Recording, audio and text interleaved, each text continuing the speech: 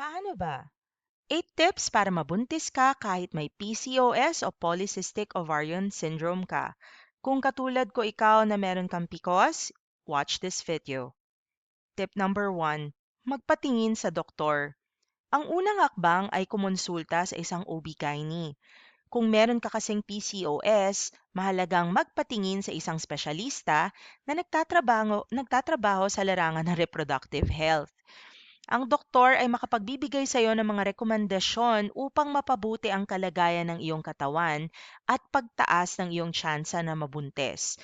Kasi kung may PCOS ka, talaga mahihirapan ka magbuntis. And usually, kailangan munang igamutin ang symptoms of PCOS o maybe may mga lifestyle changes ka na kailangan mong gawin nang sa gayon ay ma-increase ang chances na mabuntis ka with PCOS.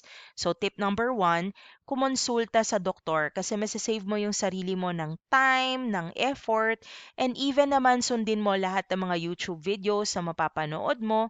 Ang bagsak mo rin naman in the future is to go to a doctor. Kaya tip number 1, unahin mo na yon. Tip number 2, pumayat or magpapayat.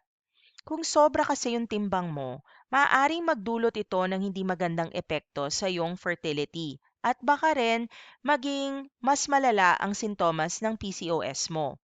Ang sobrang timbang ay maaaring makapagpadulot ng hormonal imbalances na maaaring magpahirap lalo sa pagbubuntis. So kung hirap ka na nga, baka mamaya ay dumagdag pa dito yung additional na timbang mo. And at the same time, kapag nabuntis ka rin naman, kailangan mo magbawas ng timbang dahil magkakaroon ng komplikasyon sa iyong panganganak kapag hindi ka nagkontrol ng iyong kinakain.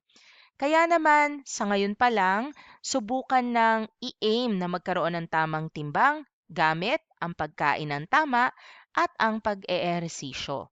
Tip number 2, magpapayat o mas maging healthy ang timbang. Tip number 3, kontrolin ang iyong blood sugar levels. Ang mga babaeng may PCOS ay may mas mataas na tsansa na magkaroon ng insulin resistance. Kaya naman, mahalagang masiguro na ang iyong blood sugar levels ay nasa normal range. Maaring humingi ng tulong sa doktor upang magrekomenda ng mga pagbabago sa iyong lifestyle o pagkain. Kaya kung hindi ka pa sure talaga, maaari kang mag-consult din sa endocrinologist kung ano ba ang nagkakos ng PCOS mo and also para maiwasan yung diabetes as well na maaaring maging komplikasyon din sa panganganak. Kaya ngayon pa lang, kontrolin at alamin na kung ano ang iyong blood sugar level. Tip number 4, take fertility medications. May mga gamot na maaaring magpabuti sa ovulation at matulungan kang magbuntis. Ang mga gamot na ito ay naglalayong balansehin ang hormones mo at magtulungan sa pagpapalabas ng mga itlog. Ngunit, maaaring maging hadlang rin ang mga gamot na ito sa ilang mga aspeto ng buhay, kaya't mahalaga rin ang pagsangguni sa iyong doktor. Marami namang klase ng fertility medications pero para malaman nyo kung ano ang nababagay sa inyo and para malaman nyo talaga yung tunay na sanhi kung ba't nahihirapan kayong magbuntes, napakaganda talagang pumunta sa isang spesyalista na yun ang expertise nila, yung infertility or fertility concerns. So, maaring suggest sila sa inyo, for example, no, na mag-freeze ng eggs, di kaya ay magpa-IVF or di kaya meron na rin yung IUI na tinatawag, no? Yung mga bagay na yan, malalaman nyo lamang kung ano ang babagay sa inyo pag nagpunta kayo sa tamang doktor. Tip number 5, ovulation tracking. Napaka-importante nito. Para sa mga babae na may PCOS, hindi palaging regular ang ovulation cycle. In fact, ito nga ang isa sa mga sintomas ng PCOS, yung irregular ang menstruation mo. May mga iba nga na ang lala, no? 6 months hindi nagkakaroon ng period nila. Kaya importante talaga magamot muna ang PCOS bago maggawa ng plano para sa pagbubuntis. Maaaring gumamit ng ovulation predictor kit upang ma-monitor ang panahon ng iyong ovulation at gumamit ng mga tracker apps dahil even if kumonsulta kayo sa doktor, isa sa mga tatanungin nila sa inyo is kailan ba yung huling period ninyo. And you should be able to say that with confidence And the only way to remember that and track that is usually with an ovulation and period tracker. Ito ay magbibigay sa iyo ng impormasyon tulad ng iyong fertile days at mas magagawa mong malaman kung kailan ka dapat magkaroon ng pakikipagtalik sa iyong partner. Kaya tip number 5, wag nang hulaan kung kailan kayo nag-ovulate. Gumamit ng mga libreng fertility tracker. Meron yan. Mag-download lang kayo sa Android or sa App Store. Tip number 6. Isa ito sa mga uso na ngayon, ang intrauterine insemination or IUI na tinatawag. Ito ay isang uri ng fertility treatment kung saan ang mga may PCOS ay maaaring magpatanim ng mga cell ng semen sa kanilang uterus. Ang mga gamot ay gagamitin upang mapabuti ang fertility ng babae bago ang IUI.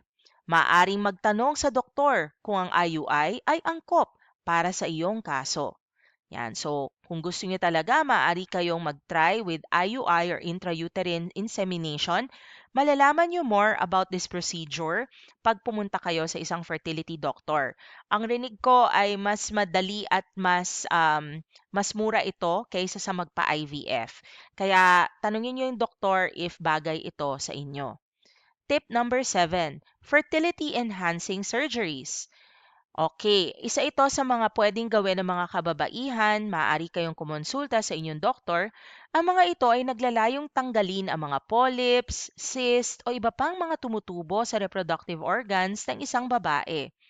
Maaaring magtanong sa doktor kung ang operasyon na ito ay angkop para sa iyong kaso.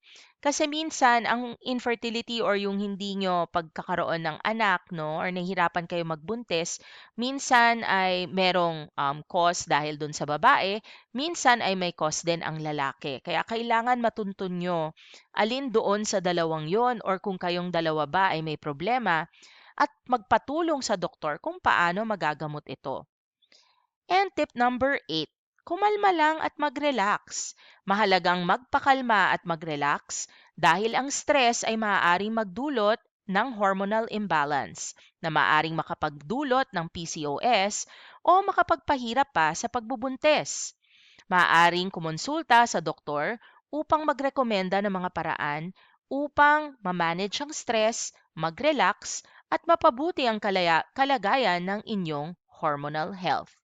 Kasi kung stress kayo lagi, again, nakakalubha ito ng iyong PCOS, nakadagdag ito sa hormonal imbalances mo, and at the same time, mas mahihirapan kang mag-conceive. Kaya chill ka lang, wag masyado magpa-pressure, and sabihan ng partner mo na wag kang konsumihin.